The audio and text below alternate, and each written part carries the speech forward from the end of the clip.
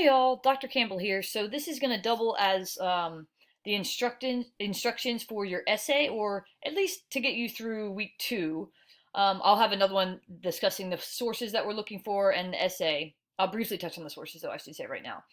But first of all, some comments after week 1. One, it seems like everyone did most of the assignments except for one person, so that's good to start. 2, the weekly quizzes, or and all of the grading. If you're not getting full credit, and I haven't jumped in to answer or to grade all of these, but what I started to see when I started to grade is not full enough answers for your essay questions within these. So if you do not provide full essays, you're not going to get those full points. So I will give partial points for those questions. However, if you ever feel rushed on the weekly quizzes, so how it's set up is it's random. So, for example, one student may get 2 essay questions, another one may get 5, another one may get none. I never want you to feel like you're rushed for the essay questions. So what you can do is when you first start taking the quiz, maybe on a Word document, go on and copy and paste the essay questions in and get through the regular questions first. And any questions that you don't answer, or don't have time to answer, or you feel like you don't have time to answer, you can put them in the Word document and email them to me, and then I'll grade them, and I'll go in and, calculate your score. So please never feel like you're rushed. So we'll just take care of that straight away. And give me a few days to really go through all the assignments and grade those. So next, moving on to the essay that's due. So I have this broken up in parts. So you have your topic selection and position due the end of next week. And then 2 more weeks, you have 2 sources for the essay topic. So what essays am I talking about? So this course, you guys, it's the U.S. and World Affairs. And unfortunately, to get the basis of that, you have to know definitions and theories of things, for which the book that you have for this course, Essentials of International Relations, is good for, but it's not the most entertaining information, and I understand that. However, again, it does form the basis of this area. So use this essay as a place to explore a topic that's interesting to you.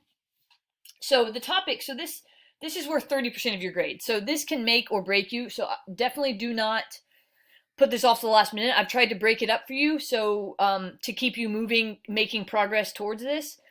And the only stipulations around the topic is it needs to involve the United States and then another country. This is international relations, so this paper needs to have to do with something that the U.S. compared to what. So right now, which is pretty ripe for analysis, would be something like the coronavirus. How is the United States taking care of this versus other countries? And do you agree or disagree? So when I say your position, I want you to give me, or the Black Lives Matter movement. Do other countries have something similar to this? Have they went through something similar to this? Or pick another topic that you're looking at, the United States and something else, and a topic. So you need to give me, in 2 weeks, you need to give me your topic selection and then your position. So I want you to have a position on it. What are your thoughts? What are your stands? So the reason you're bringing it up is because you're interested in it. What part of it are you interested in? Is it the United States, how they approach it? Is it another country? And it can be any country.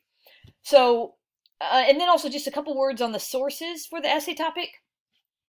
You need to have news sources. Like, you can learn about it. And I think Wikipedia is a fine site to kind of have a rough and quick and dirty introduction to a topic, but I do not want it to be cited or used. You need to use NewYorkTimes.com, WallStreetJournal.com, RichmondTimes.com, some sort of news affiliated site, not some random security.com or Russia.com. It needs to be a reputable source.